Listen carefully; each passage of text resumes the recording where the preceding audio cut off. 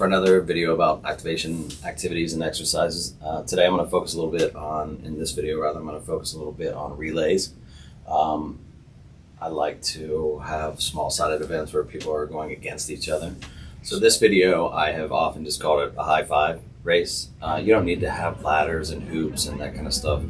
You can set up discs and turn it into a ladder. You can set a couple cones one way or the other and replicate what we have as hoops right there. You can use cones to replicate the coaching sticks.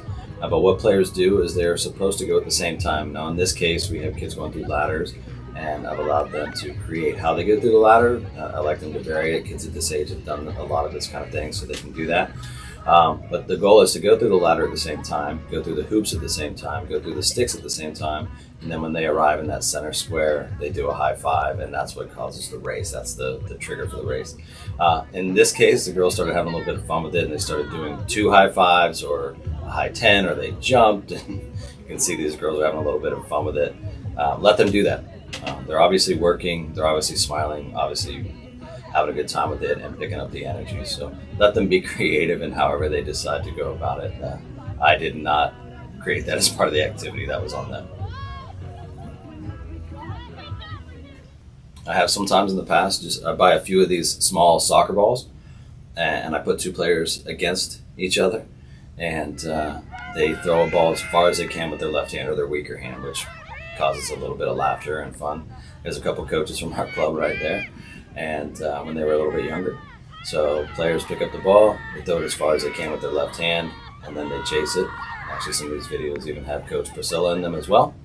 But what you do is you throw it as far as you can, and then you chase the other team's ball.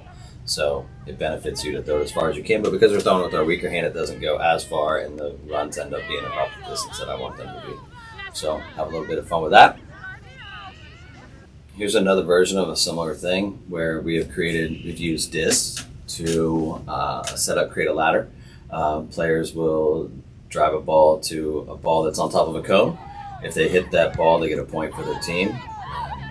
And then after you do that, you'll set the ball back on your cone, and the next person goes through the ladder. So you need to have a lot of people working there, and it's kind of nice because you don't just go through the motions. You set the ball down and then go chase a ball, so there's a lot of work to do. So players here are just going through ladders, striking a ball, and racing with the other teams. And the work to rest ratio here is good for me. Like I said, I got about 5 or 6 players on each team right there, and there's a lot of work to do between repetitions. This is another variation of that type of thing. This is a little bit like bocce. We put hoops down at the end. I've seen some professional teams doing this as well. Again, you got to be aware of your work to rest ratio. What we have here, a team like on the north side and a team on the south side going against each other. So we have 3 games going on at the same time here. But players are trying to wait and pass properly to stop inside those hoops. If they stop it in where there's a single hoop, it's worth more points. Where there's 2 hoops, it's worth a little less. And where there's 3 hoops, it's worth even less. But so players drive a ball, and then they're supposed to run it. This is not one of my favorite ones. It's a little bit of fun, but because what happens sometimes is we really start playing bocce instead of trying to pass a ball properly weighted. So have a little bit of fun with that one. It's one. If you need a variation, you can see obviously the players are having a good time with it. And here's one more. This one's a little bit easier to do. It's easy for us to do on when we have a field that has football lines on it. But you can obviously just set down a couple discs. In this situation, players have to weight a ball properly. They have to pass a ball, and it has to go at least into the end zone. If it doesn't go into the end zone, then they have to bring it back and try again. If they hit it too far, then obviously they have to chase it further, and that slows their team down. So you want to properly weight a ball.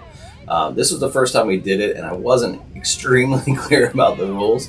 And players went in there and they picked the ball up and ran with it. So it's good for activation, it's good for energy, it's good for having a little bit of fun. But obviously, after we did that a couple of times, we turned it around and changed it so that now you have to dribble the ball back with your feet before the next person can go. So make sure you put that rule in there first. So that's a few relays that you can use and have a little bit of fun with your activations. Thanks.